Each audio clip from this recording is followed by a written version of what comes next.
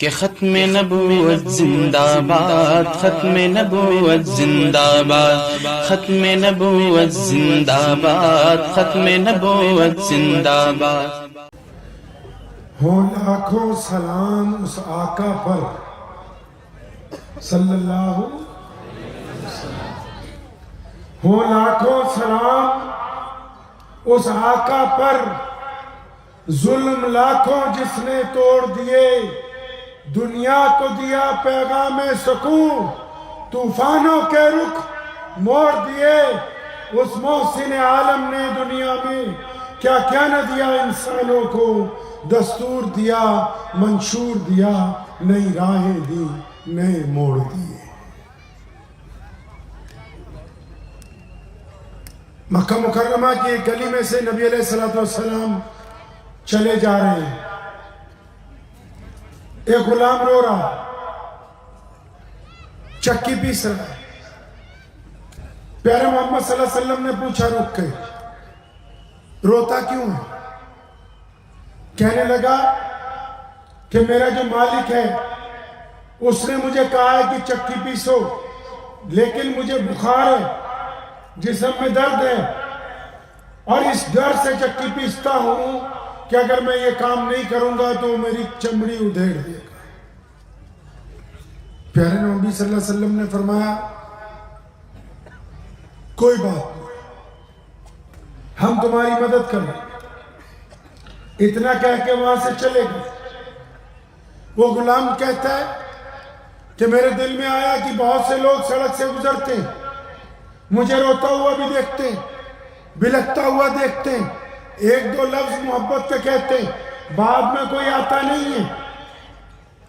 ابھی سوچ ہی رہا ہے کہ نبی علیہ السلام واپس آ گئے، ایک ہاتھ میں گرم دودھ کا پیالہ، دوسرے ہاتھ میں کھجوریں، اور آ کے اس کو کھجور کھلائی، دودھ پلایا، اور فرمایا تو اس بستر پہ لیٹ جا، تیری جگہ چکی میں چلا دوں گا۔ کیوں؟ تاکہ تو بیمار ہے۔ ارے وہ سوچنے لگا کہ ایسا کون سا آقا آ گیا کہ جو کالے لوگوں کو، حبشیوں کو، غریبوں کو، مسکینوں کو یہ کہتا ہے کہ تو اپنی جگہ آرام کر، میں تیری جگہ چکی پیس دوں گا۔ ایک بچہ جس کی عمر 12 سال ہے اپنے چچا کے گھر گیا، اس کے باپ کے انتقال ہو چکا ہے۔ کہنے لگا چچا میری ماں لوگوں کے گھروں میں کپڑے اور برتن دھونے جاتی ہے تو اس کا کرتا پھٹ گیا ہے، لوگ اس کو دیکھتے ہیں، مجھے شرم آتی ہے، خدا کے لیے ایک جوڑا کپڑے کا دے دو، ایک چادر دے دو، میں اپنی ماں کا کرتا سلواؤں گا۔ چچا کہنے لگا کہ 4-5 سال جب سے تمہارا باپ مرا ہے تم ہر کام کے لیے میرے پاس آ جاتے ہو، جاؤ بھاگ جاؤ، میں کرتا کپڑا نہیں دے سکتا تمہیں۔ وہ بچہ مایوس ہو کے نکلا، مایوس ہو کے نکلا، روتا ہوا گھر کو جا رہا ہے۔ رستے میں کوئی ملا، بچے روتا کیوں ہے؟ کہنے لگا میری ماں کا کرتا پھٹا ہوا ہے، ہم غریب ہیں، پیسے نہیں ہیں، کرتا خرید نہیں سکتے، کسی نے ابھی تک دیا نہیں، چچا کے پاس مانگنے کے لیے گیا تھا، اس نے بھی انکار کر دیا۔ تو اس بندے نے کہا کہ میں تجھے ایک چوکھٹ کا دروازہ بتاتا ہوں، وہ چوکھٹ ہے محمد رسول اللہ کی، جو بیت اللہ سے ٹیک لگا کے بیٹھتے ہیں، تو ان کے پاس جانا، تجھے ماں کے لیے چادر مل جائے گی۔ وہ بچہ پہلے اپنی ماں کے پاس گیا کہ چچا نے تو انکار کر دیا، مجھے کسی راہگیر نے مشورہ دیا ہے کہ تو رسول اللہ کے پاس جا۔ کہنے لگی بیٹا بالکل نہیں جانا، میں نے سنا ہے اگر کوئی محمد رسول اللہ کو نعوذ باللہ دیکھ لے، کوئی ان سے بات کر لے، پھر انہی کا ہو جاتا ہے۔ تو میں نہیں چاہتی کہ ہم اپنا باپ دادا کا دین چھوڑ دیں، بیٹا وہاں نہیں جانا۔ بچہ تیز تھا، ماں کو کہنے لگا اماں جاؤں گا تو ضرور، کیونکہ تیرے کپڑے پھٹے ہوئے ہیں، تیرا بدن ننگا ہوتا ہے، جاؤں گا تو ضرور، لیکن میں جا کے پہلے کہہ دوں گا کہ محمد صلی اللہ علیہ وسلم میں آپ کا دین قبول کرنے نہیں آیا۔ ایسا کوئی لیڈر ہے جس کو کوئی جا کے بولے کہ تجھ کو ووٹ نہیں دیں گے ہمارا کام کرے گا؟ ایسا کوئی سرمایہ دار ہے جس کو مولوی جا کے بولے کہ تیرے لیے دعا نہیں کروں گا ہمارے مدرسے کو چندہ دے گا؟ ایسا کوئی رشتہ دار ہے جس کو کوئی رشتہ دار بولے کہ تیری میں عزت نہیں کروں گا تو میرا یہ کام کرے گا؟ کوئی نہیں سوائے رسول اللہ کے۔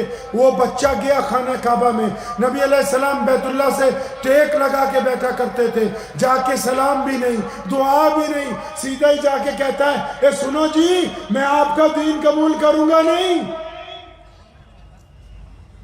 نبی علیہ السلام مسکرانے لگے، کہنے لگے پیارے بچے بیٹھ جا، بات بتا کیا ہے؟ کہنے نہیں پہلے میری بات سن لو، میں آپ کا دین قبول نہیں کروں گا، میں آپ کا دین نہیں مانوں گا۔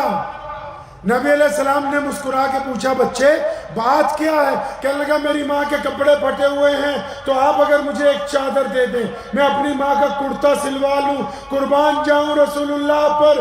فوراً اپنی رحمت والی چادر اتار کے اس بچے کی گود میں رکھ دی۔ کون سی چادر؟ کون سی چادر بھائی؟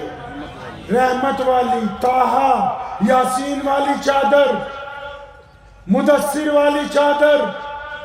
پتہ ہے رسول اللہ کون ہے؟ آپ کو پتہ ہے رسول اللہ کون ہے؟ شیخ سعدی نے رسول اللہ پہ نعت لکھنی شروع کی، بڑے بڑے لوگوں نے رسول اللہ پہ کلام لکھا ہے، شیخ سعدی کہتے ہیں کہ میں نے بھی رسول اللہ پہ نعت لکھنی شروع کی۔ ایک شعر لکھا، ایسا لکھا کہ کوئی لکھ نہیں سکتا، دوسرا لکھا ایسا لکھا کہ کوئی اس زبان پر عبور نہیں لکھتا کا، تیسرا لکھا فرمایا ایسا لکھا کہ دانشوروں کے بھی سر کے اوپر سے گزر جائے۔ جب کئی مصرے ہو جائے تو میرا دل بار بار کہتا تھا سعدی ابھی بھی رسول اللہ کے مقام تک بات نہیں پہنچی۔ تو آخر شیخ سعدی نے کیا لکھا؟ تھک ہار کے آخر کیا لکھا؟ فرمایا بعد از خدا، بعد از خدا، کہ اللہ کے بعد اگر کوئی ہے تو بس رسول اللہ ہے۔ یہ ان کی سب سے بڑی تعریف ہے۔ اور کون سی چادر اس بچے کے گود میں ڈالی پتہ ہے؟ جس چادر کو جبریل امین بوسہ دینا اپنے لیے عزت کی بات۔ کون بوسہ دینا بھائی؟ کیسے؟ جس رات اللہ کے پاس ملنے جانا تھا نا معراج پہ، کہاں جانا تھا؟ معراج پہ جانا تھا تو رسول اللہ آرام کر رہے تھے، جبریل آ گئے، اٹھانے لگے، اللہ کو پوچھا کہ آپ کا محبوب، آپ کا پیارا، آپ کا پسندیدہ، آپ کے خاتم النبیین، آپ کے امام الانبیاء، آپ کے رحمت للعالمین تو سو رہے ہیں، آپ اگر کہہ دیں تو آواز دے کے اٹھا دوں؟ تو کیا کہا اللہ نے؟ فرمایا خبردار، اگر سوتے ہوئے کو آواز دی تو شاید تھوڑا سا پریشانی نہ ہو جائے، آواز نہیں دینی۔ تو جبریل نے پھر پوچھا یا اللہ ہلا دوں، ہاتھ لگاؤں؟ جبریل فرشتوں کا سردار ہے۔ اللہ نے فرمایا جبریل کیسی باتیں کرتا ہے؟